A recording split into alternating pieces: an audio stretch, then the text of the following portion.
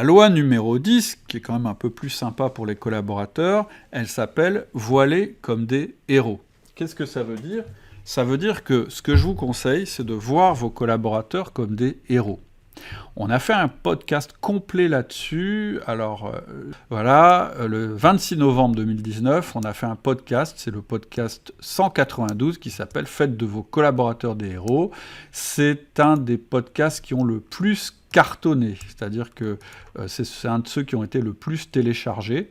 Donc je pense que ça correspond à un intérêt de la part des managers. Donc je vous conseille l'écoute de ce podcast. Mais en résumé, qu'est-ce que ça veut dire ?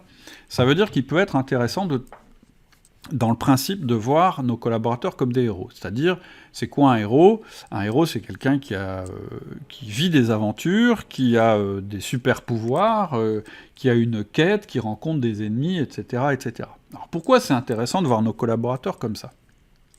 La première chose, c'est qu'un héros, c'est quelqu'un qui n'est pas parfait. Je connais, parce que ce serait plutôt pénible, pour pas dire un autre mot, de regarder des films avec des gens parfaits qui réussissent tout. Or, pourtant, parfois, en tant que manager, c'est un petit peu ce dont on rêve.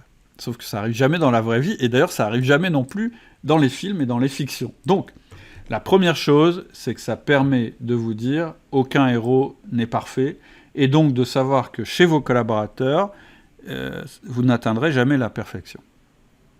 Par contre, ça vous permet aussi de vous dire que tous les héros ont des super-pouvoirs. Donc, ça vous oblige à regarder chez chacun de vos collaborateurs ce en quoi ils sont forts.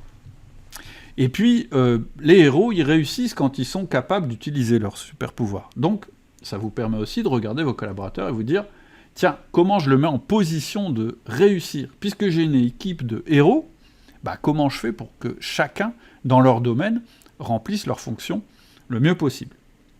Ensuite, dans l'aventure d'un héros, il y a toujours des hauts et des bas. Et ça permet de se dire « Bah oui, par moment, mon collaborateur, il va moins bien réussir, et c'est normal. Ça s'appelle une péripétie. C'est pas la fin du monde, ni pour moi, ni pour lui, mais la question qu'on va se poser tous les deux, comme si on était dans une histoire, c'est comment va-t-on faire pour s'en sortir ? La vertu suivante, c'est que si vous avez un peu cette tendance, ça va vous aider à éviter de trop tirer la couverture à vous. On veut tous être des héros, et parfois, ça peut être un petit peu tentant de s'attribuer les mérites de quelqu'un de notre équipe. Mais encore mieux qu'être un héros, être le patron des héros, c'est encore plus fort. Et donc, ça vous permet de comprendre que quand quelqu'un de votre équipe brille, eh bien c'est vous qui brillez aussi.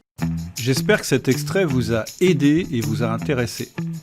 Pour accéder à la version complète, il vous suffit d'aller sur votre application de podcast, de vous abonner à Outils du Manager et de rechercher le podcast portant le numéro de cet extrait. À tout de suite.